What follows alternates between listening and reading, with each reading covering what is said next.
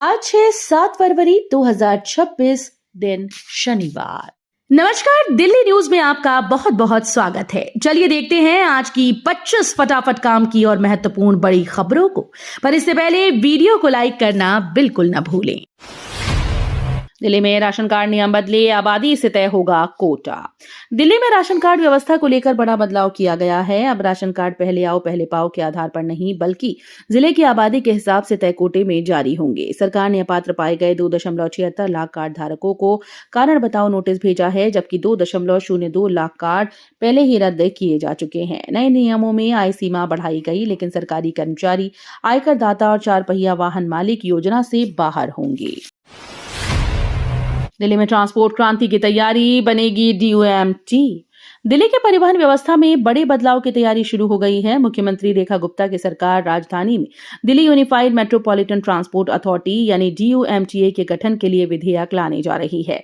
इसका उद्देश्य मेट्रो, बस, रेलवे और फीडर सेवाओं को एकीकृत करना है। सरकार का मानना है कि इससे ट्रैफिक जाम कम होगा, सार्वजनिक परिवहन मजबूत होगा और वायु प्रदूषण पर नियंत्रण पाया जा सकेगा। यमुना में चलेगा लग्जरी क्रूज, दिल्ली को मिली नई पर्यटन पहचान। यमुना की लहरों पर सैर का सपना अब हकीकत बनने जा रहा है। दिल्ली पहुंच चुका है पहला मल्टीपर्पज लग्जरी क्रूज, जिसे सोनिया विहार घाट पर उतारा गया। सभी तकनीकी परीक्षण पूरे होने के बाद इसी माह इसे आम लोगों के लिए शुरू किया जाएगा। ये क्रूज सोनिया विहार से जगतपुर तक करीब 5 से 7 किलोमीटर का सफर तय करेगा। 1 घंटे की इस यात्रा में 30 से 40 यात्री यमुना के खूबसूरत नजारों का आनंद ले पाएंगे। ये पूरी तरह से प्रदूषण मुक्त और आधुनिक सुविधाओं से लैस होगा। दिल्ली में महिलाओं की सुरक्षा को लेकर सरकार का बड़ा एक्शन। दिल्ली में महिलाओं की सुरक्षा को और मजबूत करने के लिए सरकार ने बड़ा कदम उठाया है। राजधानी में करीब 50,000 हाईटेक CCTV कैमरे लगाए जाएंगे। ये कैमरे खासतौर पर अंधेरी और संवेदनशील जगहों पर लगाए जाएंगे। इसके साथ ही 100 आधुनिक ANPR कैमरे भी लगाए जाएंगे, जो गाड़ियों की नंबर प्लेट पहचान पाएंगे। पूरे प्रोजेक्ट पर करीब 646 करोड़ रुपए खर्च होंगे। जनकपुरी गड्ढा कांड में DJB अफसरों पर FIR, सियासी घमासान तेज। दिल्ली के जनकपुरी इलाके में गड्ढे में गिरकर बाइक सवार युवक की मौत के मामले में पुलिस ने बड़ा कदम उठाया। पुलिस ने दिल्ली जल बोर्ड के अधिकारियों और ठेकेदार के खिलाफ FIR दर्ज कर जांच शुरू कर दी। मृतक के परिजनों ने निर्माण कार्य में भारी लापरवाही का आरोप लगाते हुए साजिश की आशंका जताई। इस बीच कांग्रेस नेता राहुल गांधी ने सरकार पर हमला बोलते हुए कहा कि ये हादसा नहीं, बल्कि लालच और लापरवाही से की गई हत्या है। रेल यात्रियों को बड़ी सौगात, इंदौर नई दिल्ली एक्सप्रेस का हिसार तक विस्तार। रेल यात्रियों के लिए बड़ी खबर है। इंदौर नई दिल्ली एक्सप्रेस ट्रेन का विस्तार अब हरियाणा के हिसार तक कर दिया गया। रेलवे बोर्ड की मंजूरी के बाद 11 मार्च से ट्रेन नए रूट और नए समय सारणी के साथ चलेगी। इस बदलाव के तहत ट्रेन अब नई दिल्ली स्टेशन की जगह सफदरजंग और शकूर बस्ती स्टेशन पर रुकेगी। रेलवे के अनुसार इस विस्तार से मध्य प्रदेश, राजस्थान, हरियाणा के बीच रेल कनेक्टिविटी मजबूत होगी। तेज धूप के साथ बदला मौसम, AQI भी हुआ खराब। दिल्ली में मौसम बदलने के साथ ही गर्मी का एहसास शुरू हो गया। शुक्रवार को राजधानी का अधिकतम तापमान करीब 25 डिग्री सेल्सियस दर्ज किया गया, जबकि दोपहर की धूप चुभने लगी। मौसम विभाग के अनुसार आने वाले दिनों में तापमान धीरे धीरे बढ़ेगा। आज सुबह हल्का कोहरा छा सकता है। दिन में आसमान साफ रहेगा, तेज हवाएं चलेंगी। इस बीच दिल्ली की हवा की गुणवत्ता 220 AQI के साथ खराब श्रेणी में रही। हालांकि अगले 2 दिन AQI के मध्यम रहने का अनुमान है। 12वीं पास छात्रों को बड़ी राहत, CBSE के 2 नोटिफिकेशन पर दिल्ली HC की रोक। दिल्ली हाईकोर्ट ने 12वीं पास छात्रों को बड़ी राहत दी। कोर्ट ने CBSE के उन 2 नोटिफिकेशंस पर रोक लगा दी, जिनमें प्राइवेट कैंडिडेट के तौर पर अतिरिक्त विषय देने की सुविधा खत्म कर दी गई थी। अदालत ने कहा कि CBSE का फैसला मनमाना है और इसे पिछली तारीख से लागू करना कानूनन गलत। कोर्ट ने साफ किया कि नीतिगत बदलाव भविष्य में लागू हो सकते हैं। साथ ही CBSE को 3 दिन में छात्रों का रजिस्ट्रेशन करने के निर्देश दिए गए। U19 विश्व कप जीत पर PM मोदी ने भारतीय टीम को दी बधाई। प्रधानमंत्री नरेंद्र मोदी ने ICC अंडर 19 विश्व कप जीतने पर भारतीय क्रिकेट टीम को बधाई दी। PM मोदी ने सोशल मीडिया प्लेटफॉर्म X पर लिखा कि उन्हें हमारे युवा क्रिकेटर्स पर बेहद गर्व है। उन्होंने कहा कि पूरे टूर्नामेंट में टीम ने शानदार धैर्य और उत्कृष्ट खेल का प्रदर्शन किया। उच्चतम स्तर पर उनकी ये जीत साबित करती है कि भारतीय क्रिकेट का भविष्य सुरक्षित और सक्षम हाथों में है। देश भर में इस ऐतिहासिक जीत को लेकर जश्न का माहौल है। इग्नू ने शुरू किया फैब्रिक और अपैरल डिजाइन में बीएससी कोर्स। फैशन और टेक्सटाइल इंडस्ट्री में करियर बनाने का सपना देख रहे छात्रों के लिए बड़ी खबर है। इग्नू ने जनवरी 2026 से फैब्रिक और अपैरल डिजाइन में 4 वर्षीय बीएससी कोर्स शुरू किया। ये प्रोग्राम ओपन और डिस्टेंस लर्निंग मोड में पढ़ाया जाएगा और एनईपी 2020 के अनुसार मल्टीपल एग्जिट विकल्प देगा। कोर्स में टेक्सटाइल साइंस, फैशन डिजाइन और प्रैक्टिकल स्किल्स पर फोकस किया गया है। आरएमएल अस्पताल में बच्चों के लिए शुरू हुई खास आईसीयू सुविधा। दिल्ली के आरएमएल अस्पताल में फेफड़ों की गंभीर बीमारी से पीड़ित बच्चों के लिए बड़ी राहत की खबर है। अटल बिहारी वाजपेयी आयुर्विज्ञान संस्थान और डॉक्टर राम मनोहर लोहिया अस्पताल में पीडियाट्रिक पल्मोनोलॉजी आईसीयू की शुरुआत कर दी गई है। ये सुविधा दिल्ली के किसी अन्य सरकारी अस्पताल में उपलब्ध नहीं है। इस आईसीयू में बच्चों के जटिल श्वसन और फेफड़ों के रोगों का विशेष इलाज होगा। सोशल मीडिया पर हथियारों की नुमाइश पर दिल्ली पुलिस का बड़ा एक्शन। सोशल मीडिया पर हथियारों की खुलेआम नुमाइश के खिलाफ दिल्ली पुलिस ने ऑपरेशन शास्त्र के तहत बड़ी कार्रवाई की।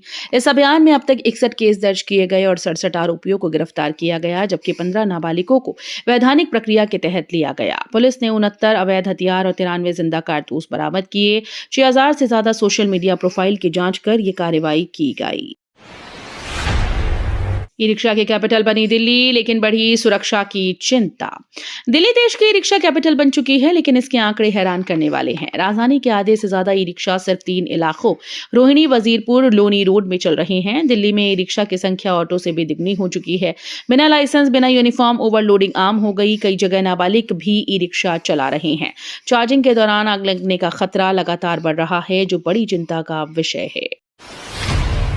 सरोजनी नगर में एनडीएमसी गोदाम में भीषण आग, दमकल की 20 गाड़ियां मौके पर।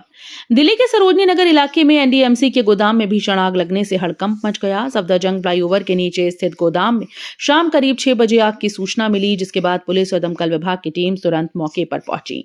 दमकल की 20 गाड़ियों ने आग पर काबू पाने का प्रयास शुरू किया और सभी लोगों को सुरक्षित बाहर निकाला गया।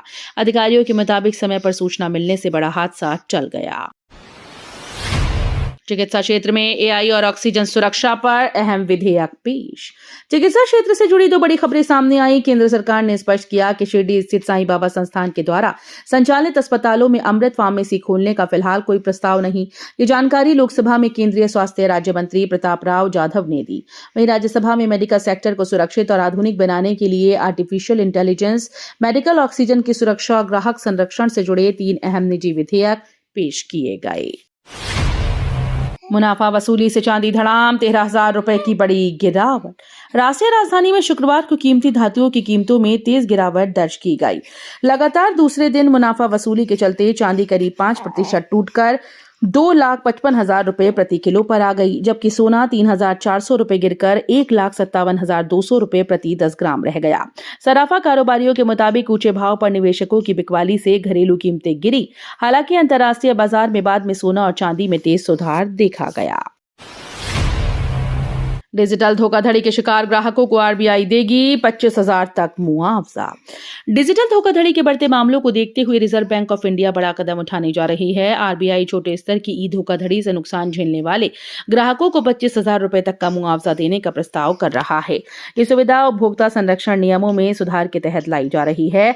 इसके तहत ग्राहकों को नुकसान की राशि का 85% या अधिकतम 25,000 रुपए मुआवजे के रूप में मिलेगा।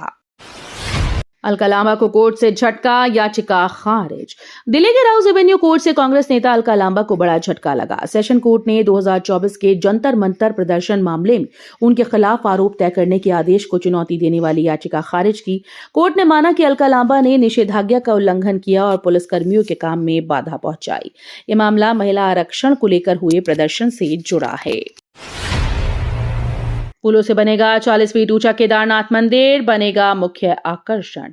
नोएडा में फूलों का भव्य उत्सव 19 फरवरी से शुरू होने जा रहा है। सेक्टर 33 से स्थित शिवालिक पार्क में 22 फरवरी तक चलने वाले इस फ्लावर शो में इस बार खास आकर्षण होगा फूलों से बना 40 फीट ऊंचा केदारनाथ मंदिर।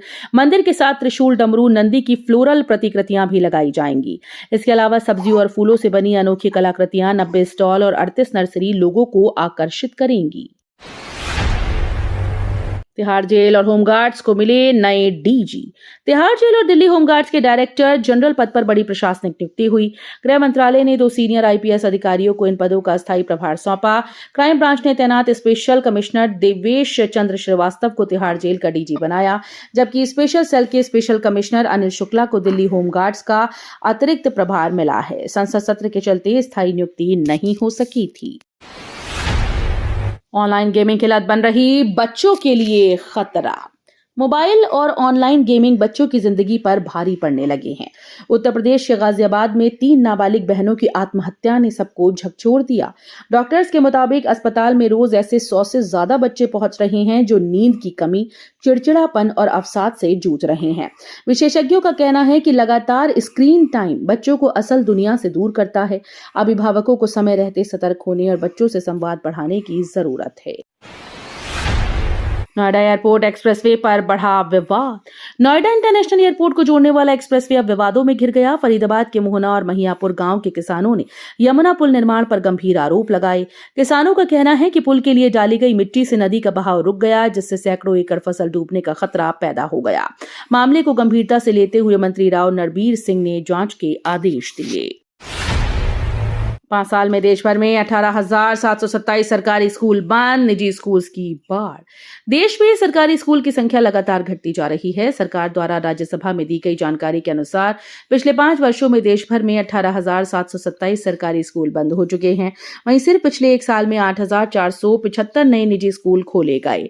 आंकड़ों के मुताबिक 2020-21 में जहां सरकारी स्कूल की संख्या 10,32,049 थी, वहां 2024-25 में घटकर 10,13,322 रह गई। विशेषज्ञों का मानना है कि इससे ग्रामीण और आर्थिक रूप से कमजोर वर्गों के छात्रों की सस्ती शिक्षा तक पहुंच प्रभावित हो सकती है। दिल्ली में प्रदूषण और जाम से निपटने की बड़ी योजना। दिल्ली में प्रदूषण और ट्रैफिक जाम की समस्या से निपटने के लिए सरकार ने ठोस और दीर्घकालिक कदम उठाने शुरू कर दिए। मुख्यमंत्री रेखा गुप्ता के नेतृत्व में Delhi unified metropolitan transport authority यानी DUMTA के गठन की प्रक्रिया शुरू हो गई। इसका मकसद मेट्रो, बस, रेलवे और फीडर सेवाओं को एकीकृत करना है। मुख्यमंत्री का कहना है कि इससे निजी वाहनों पर निर्भरता घटेगी, ट्रैफिक जाम कम होगा और राजधानी को स्वच्छ, सुरक्षित, पर्यावरण के अनुकूल परिवहन व्यवस्था मिलेगी। दिल्ली हाईकोर्ट बालिगों को अपनी मर्जी से शादी का हक। दिल्ली हाईकोर्ट ने एक अहम टिप्पणी करते हुए कहा है कि 2 बालिग लोगों को अपनी मर्जी से शादी करने का संवैधानिक अधिकार है। इस मामले में न समाज, न सरकार, न माता पिता दखल दे सकते हैं। न्यायमूर्ति सौरभ बनर्जी ने कहा कि शादी करना व्यक्ति की निजी स्वतंत्रता का हिस्सा है, जिसे संविधान के अनुच्छेद 21 के तहत संरक्षण प्राप्त है। कोर्ट ने धमकी की आशंका को देखते हुए युगल को पुलिस सुरक्षा देने का आदेश भी दिया और साफ किया कि किसी को भी उनकी आजादी और जीवन को खतरे में डालने की इजाजत नहीं दी जा सकती। तो ये थी आज की बड़ी खबरें। रोजाना ऐसे ही सबसे पहले अपडेट पाने के लिए चैनल को सब्सक्राइब करना बिल्कुल न भूलें। धन्यवाद।